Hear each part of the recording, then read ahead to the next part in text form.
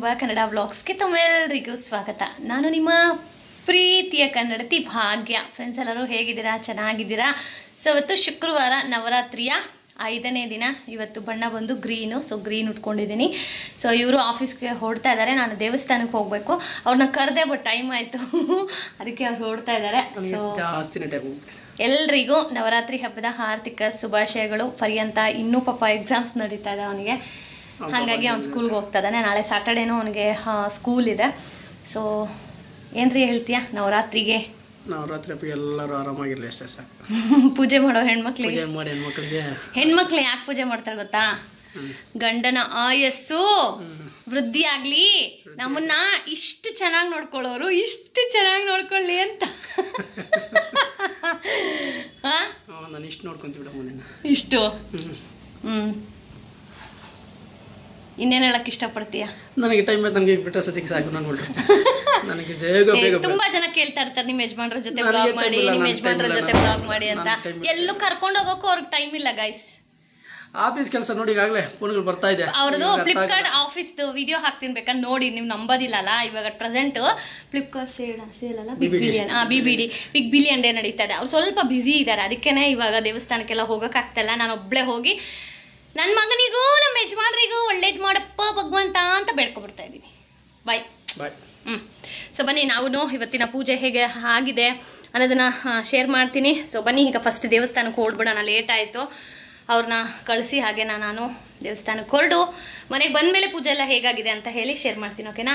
So let's start the new vlog. So ತುಂಬ ಜನ ನನ್ನ ಕರೆಕ್ಷನ್ ಮಾಡೋಕ್ಕೆ ಇದ್ದಾರೆ ಗೈಸ್. ನನಗೆ ಇಂಗ್ಲೀಷ್ ಸರಿಯಾಗಿ ಬರೋದಿಲ್ವಂತೆ. ಗುರು, ಬರೋಷ್ಟು ಮಾತಾಡ್ತೀವಿ ನಾವು, ಕನ್ನಡದವರು ಆಯಿತಾ? ಕನ್ನಡದಲ್ಲಿ ಮಾತಾಡಬೇಕಾದ್ರೆ ಅಪ್ಪಿ ತಪ್ಪಿ ಒಂದೊಂದು ವರ್ಡ್ ಸೆಂಟ್ರಲ್ ಬರುತ್ತೆ ಅಲ್ವರಿ? ಅದನ್ನೇ ಇದು ತಪ್ಪು ನೀವು ಮಾತಾಡಿದ್ದು. ಹ್ಞೂನ್ರಿ, ಕಮೆಂಟ್ ಮಾಡ್ತಾರೆ.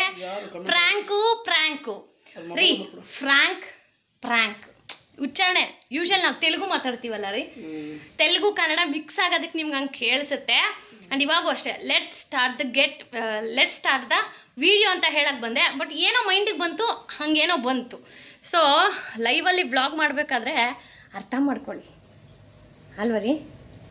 ಅವ್ರಿಗೇನು ಗೊತ್ತಿರಲ್ಲ, ಅದಕ್ಕೆ ತುಂಬ ಜನ ರೀ ಕರೆಕ್ಷನು, ನೀವು ಹಿಂಗೆ ಮಾತಾಡ್ತಾ ತಪ್ಪು, ಇದು ತಪ್ಪು, ಅದು ತಪ್ಪು ಅಂತ ಕಂಡಿಡಿಯೋಕ್ಕೆ ನೀನು ಕಂಡಿಡಿತೀಯೋ ಇಲ್ಲ,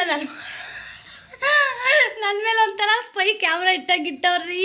ಅಯ್ಯೋ ಅರ್ಶನ. Okay guys, bye. So bye. ಅವ್ರನ್ನ ಆಫೀಸ್ಗೆ ಕಳಿಸ್ಬಿಟ್ಟು ಆಮೇಲೆ ನಾನು ಹೋಗ್ಬೇಕಾದ್ರೆ ಬ್ಲಾಗನ್ನು ಹಾಗೆ ಕಂಟಿನ್ಯೂ ಮಾಡ್ತೀನಿ. ಡೈಲಿ ನಮ್ಮನೆ ದೇವ್ರ ಮನೆ ನೋಡಿ ನೋಡಿ ನಿಮಗೂ ಬೇಜಾರಾಗಿದ್ಯಾ? ಸೊ ಅದಕ್ಕೆ ಅಂತ ಹೇಳಿ ಲಾಸ್ಟ್ ವಿಡಿಯೋದಲ್ಲಿ ನಾನು ಸಂಧ್ಯಕ್ಕ ಅಂತ ಹೇಳಿದಾಗ ಕೆಲವೊಬ್ಬರು ಅಕ್ಕನ ಅವ್ರ ಮನೆ ದೇವ್ರ ಮನೆ ತೋರಿಸಿ ಅಂತ ಹೇಳಿ ಕೇಳಿದ್ರಿ. ಸೊ ಅದಕ್ಕೆ ಇವತ್ತು ಹೇಗಿದ್ರು ನಾನು ಸಂಧ್ಯಕ್ಕ ಇಬ್ಬರೂ ದೇವಸ್ಥಾನಕ್ಕೆ ಹೋಗ್ತಾ ಇದ್ವಿ. ಸರಿ, ಹೇಗಿದ್ರು ಕೆಳಗಡೆ ಬಂದಿದ್ದೀನಲ್ವಾ, ದೇವ್ರ ಮನೇಲಿ ಅಕ್ಕ ದೀಪ ಎಲ್ಲ ಹಚ್ಚಿದ್ರು. ಸರಿ, ವಿಡಿಯೋನು ಶೂಟ್ ಮಾಡ್ಕೊಳ್ಳೋಣ ಅಂತ ಹೇಳಿ ಶೂಟ್ ಮಾಡಿಕೊಂಡೆ. ಅದಾದಮೇಲೆ ಇವತ್ತು ಅಕ್ಕ ದೇವರಿಗೆ ಪೂಜೆಗೂ ಕೊಡಬೇಕು ಅಂತ ಹೇಳಿ ಪೂಜೆ ಸಾಮಾನಾಗಿರಬಹುದು, ಪ್ರಸಾದ ಎಲ್ಲ ಮಾಡಿದ್ರು. ನಾವು ಈ ರೀತಿ ಅಂದರೆ ಯಾವಾಗ ನಾವೇನಾದರೂ ಅಂದ್ಕೊಂಡಿರ್ತೀವಿ ಗೊತ್ತಾ ಗೈಸ್, ಅದೇನಾದರೂ ಸಕ್ಸಸ್ ಆದರೆ ಈ ರೀತಿ ಪೂಜೆಗೆ ಕೊಡೋದು ಅಥವಾ ಹೋಗಿ ದರ್ಶನ ಮಾಡ್ಕೊಬರೋದು, ಒಂದಷ್ಟು ಜನಕ್ಕೆ ಅನ್ನದಾನ ಮಾಡೋದು, ಈ ರೀತಿ ಎಲ್ಲನೂ ನಾವು ಅನ್ಕೋತೀವಿ. ಸೊ ಇವತ್ತು ಅಕ್ಕ ನಾನು ಪೂಜೆ ಕೊಡ್ತೀನಿ ಅಂತ ಹೇಳಿದರು. ಲಾಸ್ಟ್ ಟೈಮು ನಾಗರ ಪಂಚಮಿಗೆ ಹೋಗಿದ್ವಿ, ಬಟ್ ಬಾಗಿಲು ತೆಗ್ದಿರಲಿಲ್ಲ. ಸರಿ, ಯಾಕೋ ಮನಸ್ಸು ಒಂಥರ ಕಸಿ ಒಂದು 2 ಡೇಸಿಂದ ಹಂಗೆ ಅನ್ನಿಸ್ತಾ ಇತ್ತು. ಸೊ ಫೈನಲಿ ಇವತ್ತು ನಾವು ಹೊರಟ್ವಿ ದೇವಸ್ಥಾನಕ್ಕೆ. ತುಂಬಾ ಬ್ಲೆಸ್ಡ್ ಅಂತ ಹೇಳ್ಬೋದು ಆ್ಯಕ್ಚುಲಿ. ಸೊ ನಾವಿವತ್ತು ಹೋಗ್ತಾ ಇರೋದು ನಮ್ಮೂರಲ್ಲಿರುವಂತಹ ಪೂಜಮ್ಮ ದೇವಸ್ಥಾನಕ್ಕೆ. ಆ್ಯಕ್ಚುಲಿ ಇಲ್ಲಿನೂ ಸಹ ನವರಾತ್ರಿ ಪೂಜೆನ ಸ್ಟಾರ್ಟ್ ಮಾಡಿದ್ದಾರೆ, ಬಟ್ ನಮ್ಗೆ ಗೊತ್ತೇ ಇಲ್ಲ. ಆದರೆ ಶುಕ್ರವಾರ ಮಂಗಳವಾರ ಯಾವಾಗಲೂ ಓಪನ್ ಆಗಿರತ್ತೆ. ಸೊ ಹಳ್ಳಿಯಲ್ಲಿ ಈ ರೀತಿ ಸುತ್ತಲೂ ಹೊಲ ಗದ್ದೆ, ಅದರ ಸೆಂಟ್ರಲ್ಲಿ ದೇವಸ್ಥಾನ ಇರೋದು ತುಂಬಾ ಒಂದು ರೀತಿ positive vibes and feeling blessed ಅಂತ ಹೇಳ್ಬೋದು ಗೈಸ್. ಅಷ್ಟು ಚೆನ್ನಾಗಿದೆ ದೇವಸ್ಥಾನ ಮಾತ್ರ. ಈ ಒಂದು ದೇವಸ್ಥಾನ ನಾನು ಮದುವೆ ಆಗೋಕ್ಕೆ ಮುಂಚೆ ನನಗೆ ನಮ್ಮ ಯಜಮಾನರು ನೋಡೋಕ್ಕೆ ಬಂದಿದ್ದರು, ಆದರೆ ಕನ್ಫರ್ಮ್ ಆಗಿತ್ತು. ಸೊ ಈ ದೇವಸ್ಥಾನದ ಬಗ್ಗೆ ನನಗೆ ಆಗಲೇ ಒಂದು ರೀತಿ ಮುನ್ಸೂಚನೆ ಅಂತ ಹೇಳ್ತೀವಲ್ಲ, ಆ ಥರ ಒಬ್ಬರು ಅಜ್ಜಿ ನಮ್ಮ ಮನೆಗೆ ಬಂದಿದ್ದರು, ಅಂದರೆ ನಮ್ಮ ತಾಯಿ ಮನೆಗೆ. ಅವರು ನಮ್ಮ ರಿಲೇಷನ್ ಅಂತೆ. ಸೊ ಬಂದಾಗ ಹೀಗೆ ಮಾತಾಡ್ತಾ ಇರಬೇಕಾದ್ರೆ ಅಜ್ಜಿ ನಗ್ನಗ್ತಾ ಹಾಗೇ ಮಾತಾಡಿಕೊಂಡು ಕೇಳಿದ್ರು, ಯಾವ ಊರಿಗಾಗಿದೆ ಕಂದ ನಿಂದು ಅಂತ ಅಂದರು. ಆಗ ನಮ್ಮಪ್ಪ ಹೇಳಿದ್ರು ಈ ಥರ ಒಂದು ಊರು ಅಂತ ಹೇಳಿ. ಆ ಊರ ಅಂತ ಹೇಳಿಬಿಟ್ಟು ಅಜ್ಜಿ ನಿಜ ಪುಣ್ಯ ಮಾಡಿದ್ಯಾ ಕಣಮ್ಮ ಆ ಊರಿಗೆ ಹೋಗೋಕ್ಕೆ ನೀನು ಸೊಸೆಯಾಗಿ ಅಂತ ಅಂದರು. ನಾನು ಇದೇನಪ್ಪ ಹಿಂಗೆ ಹೇಳ್ತಾ ಇದ್ದಾರೆ ಅಜ್ಜಿ ಅಂತ ಕೇಳಿದಾಗ ಅಜ್ಜಿ ಹೇಳ್ತಾ ಇದ್ದಾರೆ, ಗೈಸ್ ಈ ದೇವಸ್ಥಾನ ಏನಿವಾಗ ಪೂಜಮ್ಮ ದೇವಸ್ಥಾನ ಇವಾಗ ಕನ್ಸ್ಟ್ರಕ್ಷನ್ ಆಗಿರೋದೈತಾ, ಮದುವೆಗೆ ಮುಂಚೆನ ಬಂದಾಗ ಏನಂದರೆ ಏನೂ ಇರಲಿಲ್ಲ.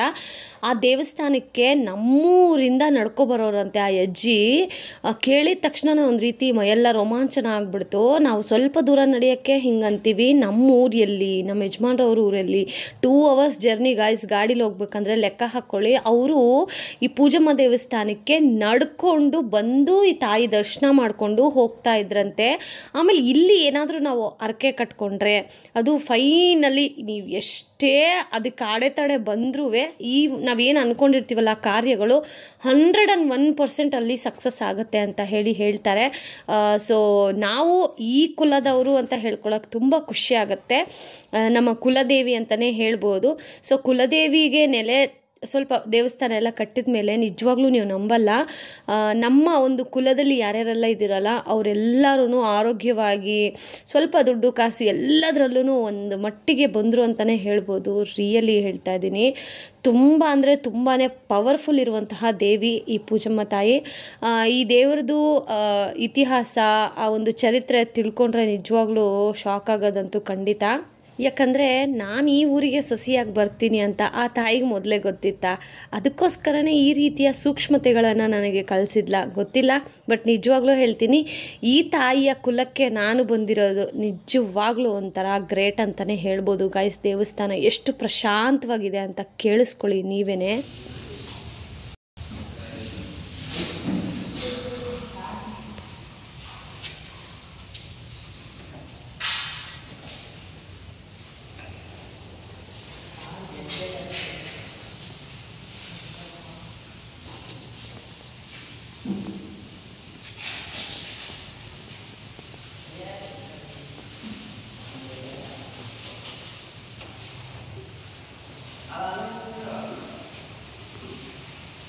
ಇನ್ನು ಪೂಜೆ ಎಲ್ಲ ಆದಮೇಲೆ ಅಲ್ಲೇ ಒಂದು ಸ್ವಲ್ಪ ಹೊತ್ತು ಕೂತಿದ್ದು ನಮ್ಮ ಮನಸ್ಸಲ್ಲಿ ಏನಾದರೂ ಇರುತ್ತಲ್ಲ ಅವೆಲ್ಲರೂ ಆ ತಾಯಿ ಹತ್ರ ಕೂತ್ಕೊಂಡು ಫೇಸ್ ಟು ಫೇಸ್ ಹೇಳ್ಕೊಳ್ಳೋದಿದೆಯಲ್ಲ, ಒಂಥರ ನಾವೇನಾದರೂ ತವ್ರ ಮನೆಗೆ ಹೋಗಿ ತಾಯಿ ಹತ್ರ ಹೆಂಗೆ ಹೇಳ್ಕೊತೀವಿ, ಹಿಂಗಾಯಿತು ಯಾಕಾಯಿತು ಹೀಗೆಲ್ಲ. ಸೊ ಆ ಥರ ಎಲ್ಲನೂ ದೇವಿ ಹತ್ರ ಕೇಳಿಕೊಂಡು. ಆ್ಯಂಡ್ ಇವತ್ತು ನವರಾತ್ರಿಯ 5ನೇ ದಿನ ಬೇರೆ ಒಂದು ರೀತಿ ಹೇಳ್ತೀವಲ್ಲ, ನವರಾತ್ರಿಲಿ ಏನೆಲ್ಲ ನಾವು ಮಾಡ್ತೀವೋ ಅದೆಲ್ಲ ನಮಗೆ 1 to 2 ಅಷ್ಟೇ ಸಿಗುತ್ತೆ ಅಂತ. ಸೊ ಆಪೋಸಿಟಲ್ಲಿ ನಲ್ಲಿಕಾಯಿ ಮರನೂ ಇತ್ತು. ಇದು ಬೆಟ್ಟದ ನಲ್ಲಿಕಾಯಿ ಮರ ತುಂಬ ಕಾಯಿತ್ತು. ನಮ್ಮ ಸಂಧ್ಯಾಕ್ಕ ಕೇಳಬೇಕಾ ಮೊದಲೇ ಬಾ ಕಿತ್ಕೊಬರೋಣ ಅಂತ ಹೇಳಿ ಹೋದ್ವಿ. ಬಟ್ ಎಲ್ಲ ನಮಗೆ ಸ್ವಲ್ಪ ಹೈಟಲ್ಲೇ ಇತ್ತು. ಆಮೇಲೆ ಹೆಂಗೋ ಮಾಡಿ ಕಿತ್ಕೊಂಡ್ವಿ. ಇದು ಆ್ಯಕ್ಚುಲಿ ಶುಗರ್ ಇರೋರಿಗೆ, ಆಮೇಲೆ ಬಾಡಿಲಿ ಕೊಲೆಸ್ಟ್ರಾಲ್ ಕಡಿಮೆ ಮಾಡೋಕ್ಕೆ, ಕೊಬ್ಬು ಕರಗಿಸೋಕ್ಕೆ ಇದಕ್ಕೆಲ್ಲ ತುಂಬ ಒಳ್ಳೆಯದು. ಬರೀ ಹೊಟ್ಟೆಲಿ ಇದ್ರ ಜ್ಯೂಸ್ ಎಲ್ಲ ಕುಡಿತಾರೆ. ಸೊ ಇನ್ಮೇಲೆ ನಮ್ಮ ಮನೇಲಿ ಮುಗೀತು ಕತೆ ಇದ್ರದ್ದೇ ಜ್ಯೂಸು. ನಿಜವಾಗ್ಲೂ ಇಷ್ಟು ಸತಿ ಈ ದೇವಸ್ಥಾನಕ್ಕೆ ಬಂದಿದ್ದೀನಿ. ದೇವಸ್ಥಾನದ ಮುಂಚೆ ಈ ರೀತಿ ಬೆಟ್ಟದ ನಲ್ಲಿಕಾಯಿ ಮರ ಇದೆ ಅಂತಲೇ ನನಗೆ ಗೊತ್ತಿಲ್ಲ. ನಮ್ಮ ಅಕ್ಕ ತೋರಿಸಿದ ಮೇಲೆ ನನಗೆ ಗೊತ್ತಾಯಿತು, ಓ ಮೈ ಗಾಡ್ ಅಂತ. ಆಮೇಲೆ ಹೇಳಬೇಕಾ, ನಾವು ಹೆಣ್ಮಕ್ಳು ಈ ಥರ ಹಣ್ಣು ಹೂವು ಏನಾದರೂ ಕಾಣಿಸಿದ್ರೆ ಬಿಡಲ್ಲ. ಅದು ಹಳ್ಳಿ ಕಡೆ ಅಂತೂ ನೋ ಚಾನ್ಸ್ ಅಂತ ಹೇಳ್ಬೋದು. ಆಮೇಲೆ ಪೂಜಾರಿಗಳಿದ್ರಲ್ಲ ಅವ್ರನ್ನ ಕೇಳಿದ್ವಿ ನಾವು, ಅಯ್ಯೋ ಅದಕ್ಕೇನಕ್ಕ ಕಿತ್ಕೊ ಹೋಗಿ ಅಕ್ಕ, ತಿನ್ನೋದಕ್ಕೆ ಯಾರಾದರೂ ಬೇಡ ಅಂತಾರ ಅಂದರು. ಸರಿ ಅಂತ ಹೇಳಿ ಫಸ್ಟಿಗೆ ಸಂಧ್ಯಾಕ್ಕ ಸರ್ದಿ ಆಯಿತಾ, ಇವಾಗ ನನ್ನ ಸರ್ದಿ. ಪಾಪ ಎಲ್ಲೋದ್ರೂ ಅಕ್ಕ ನನಗೋಸ್ಕರ ವೀಡಿಯೋ ಎಲ್ಲ ಮಾಡಿಕೊಡ್ತಾರೆ. ನನ್ನ ಮಗನೇ ಕಂದ ವೀಡಿಯೋ ಮಾಡೋ ಅಂದರೆ ಹೋಗಮ್ಮೋ ಆಗಲ್ಲ ನನ್ನ ಕೈಯಲ್ಲಿ ಅಂತಾರೆ. ಪಾಪ ನಮ್ಮ ಅಕ್ಕ ನಾನು ಎಲ್ಲೇ ಹೋದ್ರೂ ಕೂಡ ವೀಡಿಯೋ ಮಾಡ್ತೀನಿ ಅಂತಾರೆ. ಸೊ ಒಂದು ರೀತಿ ಸಪೋರ್ಟಿವ್ ಅಲ್ಲ. ಯಾರಿಗೆಲ್ಲ ಸಿಗುತ್ತೆ ಗಾಯ್ಸ್ ಈ ಥರ. ಆಮೇಲೆ ಅದಕ್ಕೂ ಕಮೆಂಟ್ ಮಾಡ್ತಾರೆ, ನೀವೇ ಗ್ರೇಟ್ ಅನ್ನೋ ಥರ ಹೇಳ್ಕೊಬೋದು. ಹೌದು ಗಾಯ್ಸ್, ಇಂಥವರೆಲ್ಲ ನನ್ನ ಜೀವನದಲ್ಲಿರೋದು ಗ್ರೇಟ್ ಅಂತ ನಾ ಹೇಳ್ಕೊಳ್ಳೋದ್ರಲ್ಲಿ ತಪ್ಪೇನಿದೆ ಹೇಳಿ. ಈ ರೀತಿ ಸಿಸ್ಟರು, ಇಂಥ ಗಂಡ, ಇಂಥ ಒಂದು ಒಳ್ಳೆ ಊರು, ಅದರಲ್ಲೂ ಕೆಲವೊಂದನ್ನು ಮರಿಬೇಕು ಅಂತ ತುಂಬಾ ಪ್ರಯತ್ನ ಪಡ್ತಾ ಇದ್ದೀನಿ. ಮರೆಯೋಕ್ಕೆ ಆದಷ್ಟು ಕೆಲವೊಂದು ವಿಚಾರಗಳನ್ನು ಮರಿಬೇಕು.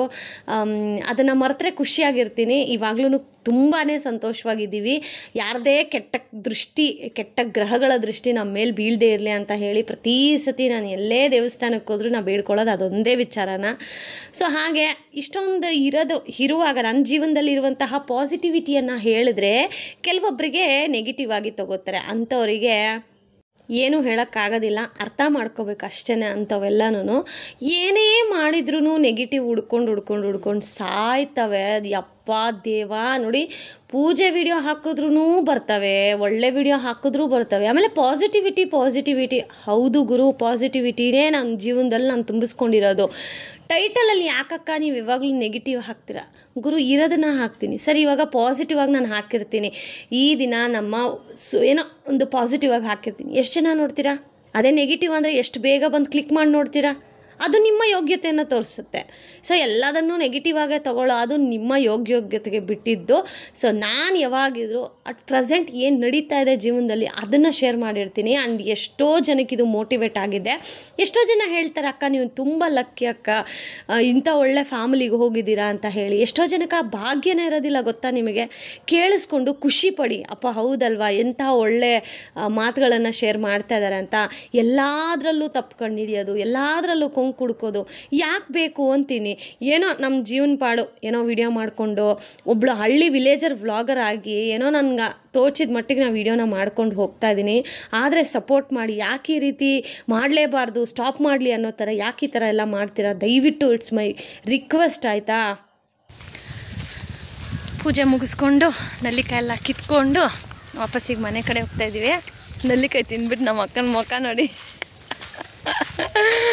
ಬಲೆ ತೊಗರೊಂದಿ ಪುಲ್ಸೊಂದಿ. ನಾನು ಸೆರಗಲ್ ತುಂಬ ಇಕ್ಕೊಬಿಟ್ಟಿದ್ದೀನಿ, ತೂಕ ಗುರು.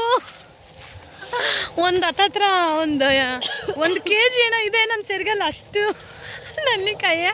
ಅದೇ ಹೇಳ್ತಾ ಇದ್ದೆ ನಾನು ಅವರಿಗೆ, ಇನ್ಮೇಲೆ ನಮ್ಮ ಮನೇಲಿ ಡೈಲಿ ABC ಜ್ಯೂಸ್ ಮಾಡ್ತೀನಿ. ನೆಲ್ಲಿಕಾಯಿ ಜ್ಯೂಸು ಶುಂಠಿ ಹಾಕಿ ಒಂದಿನ, ಆಮೇಲೆ ಪುದೀನ ಹಾಕಿ ಒಂದಿನ ಹಂಗೆ ಜ್ಯೂಸ್ ಮಾಡಿಕೊಡ್ತೀನಿ ಅಂತ. ಬಟ್ ನಿಜವಾಗ್ಲೂ ಒಳ್ಳೇದು, ಇದು ಆರೋಗ್ಯಕ್ಕೆ ತುಂಬಾ ಒಳ್ಳೆಯದು. ನಿಮಗೆಲ್ಲ ಸಿಕ್ಕಿದ್ರೆ, ಫ್ಲೈಟ್ ಹೋಗ್ತಾ ಇದೆ, ಸಿಕ್ಕಿದ್ರೆ ಡೆಫಿನೆಟ್ಲಿ ನೀವು ಟ್ರೈ ಮಾಡಿ, ಬಿಡಬೇಡಿ.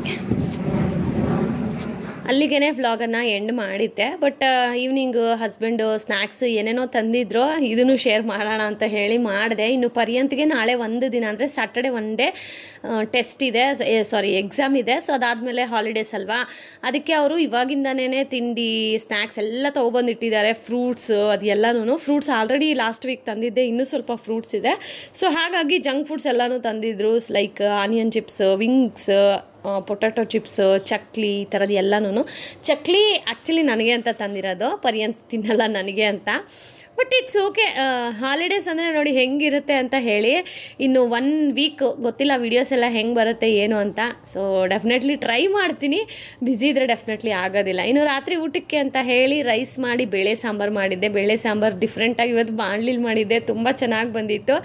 ಇದೆಲ್ಲ ಊಟ ಎಲ್ಲ ಆದಮೇಲೆ ಹಾಗೆ ವಾಕಿಂಗ್ ಹೋಗ್ಬೇಕಾದ್ರೆ ಹಾಗೆ ನಮ್ಮೂರಿನ ಮಾರಮ್ಮನ ದೇವಸ್ಥಾನದ ಹತ್ರನೂ ಹೋಗಿದ್ವಿ. ಕೈ ಮುಕ್ಕೊಂಡು ಅಲ್ಲಿರುವಂತಹ ಪ್ರೋಗ್ರಾಮ್ಗಳೆಲ್ಲ ನೋಡಿಕೊಂಡು ವಾಪಸ್ ಮನೆಗೆ ಬಂದು ಮಲ್ಕೊಂಡ್ವಿ. ಸೊ ಈ ರೀತಿ ಇತ್ತು ನಮ್ಮ ಒಂದು ಫ್ರೈಡೇ ಮಾರ್ನಿಂಗ್ ಟು ಈವ್ನಿಂಗ್. ನಿಮ್ಮೆಲ್ಲರದು ಹೇಗಿತ್ತು? Thank you, lots of love, bye bye.